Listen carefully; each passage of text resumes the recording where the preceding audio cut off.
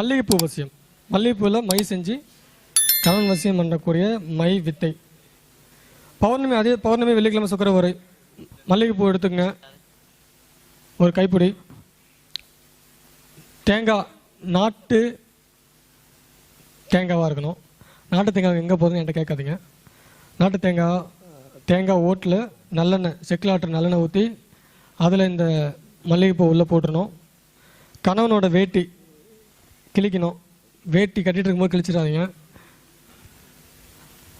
அழுக்கு வேட்டியாக இருக்கணும், துவைச்ச வேட்டியாக இருக்கக்கூடாது.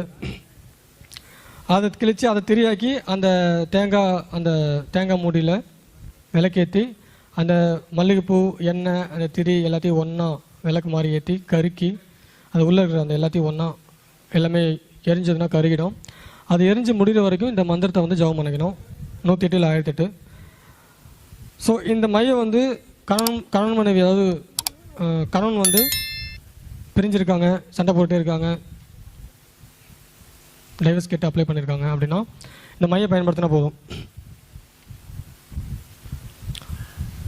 கணவன் வசியம் உண்டாகும். இதில் ஏதாவது டவுட் இருந்தால் கேட்கலாம். இதில் வந்து எதுவுமே ஒரிஜினல் எங்களுக்கு கிடைக்காது. மை என்ன விலை? நாட்டு தேங்காய், நாட்டு தேங்காய் தானே கிடைக்காது. வேணாங்கிறீங்களா? நாட்டு தேங்காய் வேணா சொல்லுங்கள், ஒரு லோடு இறக்கிடுவோம். செய்யுங்க, செய்யறதுக்கு தானே சொல்லி கொடுக்குறேன். இந்த மை செய்யறதுக்கு மந்திர சித்தி பண்ணிட்டு செய்யணுமா, இல்லை நார்மலாக செஞ்சாலும் சித்தி ஆகிடுமா? இந்த மைங்கெல்லாம் நார்மலாக செஞ்சாலும் வேலை செய்யும். சித்தி பண்ண மந்திர சித்தி பண்ண அவசியம் இல்லை. எதுவுமே நீங்கள் சித்தி பண்ண வேண்டிய அவசியம் இல்லை. இந்த படி நீங்கள் சொன்ன மாதிரி செஞ்சால் அது ஆக்டிவ் ஆகிடும். ஆமாம் ஆமாம். சரி ஜி, இப்போ வர கிளைண்ட்டுக்கிட்ட வந்து எப்படி அவங்க வீட்டுக்காரங்களுடைய வேட்டியை வாங்கிட்டு வந்து அதை நம்ம நம்ப கண்டிப்பாக அப்படி தான் சொல்லணும். இல்லை அவங்கள்ட்ட பார்ட்டிகிட்ட கொடுக்கலாமா? இல்லை, இது அவங்க பண்ண முடியாது. நீங்கன்னா விளக்கு அதை எரிஞ்சு முடிகிற வரைக்கும் நீங்கள் மந்திரம் சொல்லணும். சரி, அவங்க எப்படி சொல்லுவாங்க?